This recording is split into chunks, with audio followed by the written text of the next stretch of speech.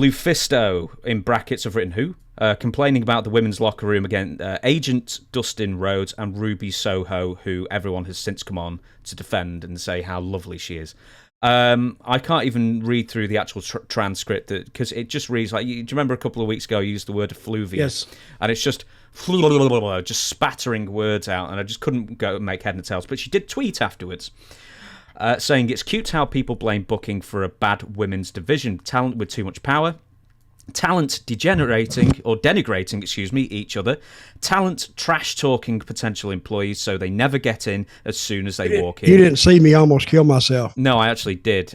But that's how professional I am. I could actually die here, James. And you couldn't even be a witness.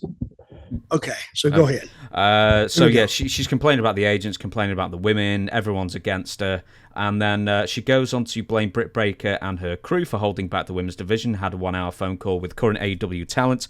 The women who actually addressed the problems I did today were the ones sent home by Tony Khan. There was a meeting to shoot on Thunder Rosa that Khan attended before leaving. He reminded them that their segments were the lowest. When some girls arranged a meeting to talk about Baker's crew, one of them ran to Britt to let her know the girls that wanted to address the problem were the ones punished. Okay, we sort of get the idea there. So this LuFisto character, what do you make of all this when you first read it? In retrospect, you like that word? Oh. In retrospect, my earlier assumptions are probably wrong because I'm not there. And I'm not going to cast, here's another word, aspersions on anyone. But apparently this LuFisto lady, girl, female, apparently she's had, I think her history, reputation precedes itself. And I think it followed her into the AEW locker room. I bet when they heard, this is what I'm assuming through my past experiences in locker rooms, that when they heard she was coming, I bet the news spread, hey, watch her. She will start trouble. She's this, she's that. And for the girls that didn't know her, they have nothing else to believe, but the veterans that are already there in the locker room are telling them. So whatever she has done or whatever reputation she has built, it probably followed her or preceded her to that dressing room. And she was met with what she was met with. I mean, she was met with, pure animosity. And maybe girls who didn't even know her didn't like her just from what they've heard. So I think Tony Khan, he gave a speech, I think I read, and he told the girls that their segments are the lowest rated segments on the show. Did he say that? Well, this is what LuFisto has claimed. Yeah, so let me just so there was a 1-hour meeting about Thunder Rosa that Khan attended before leaving, reminded that the girls that their segments were the lowest. And she wrote that, so she wrote that. So this is all from her. I mean, I mean, this is all just very one-sided. Apart from like MJF came out and said, not came out, but you know what I mean, made public that his feelings that Ruby Soho was like the nicest person, and basically this LuFisto, and it's sort of hard to say otherwise, is just embittered and basically can't make it in the big leagues, so therefore is trying to burn bridges everywhere and bring people down with her. Well, that is a possibility. But if that was the case, if she had a reputation so strong and bad, as what it seems like, why did they even book her there? Well, exactly. Is she in Canada? Let me have a look. Well, her surname is Genevieve Goulet. So I imagine she is French-Canadian. French-Canadian.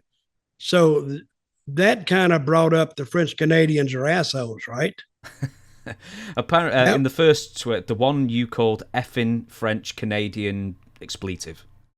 Yeah. So, well, again, let me say, I think that she has pissed off somebody in the past. It got to the dressing room before she got there, and she wasn't treated with respect. And basically, I don't think she'll be back.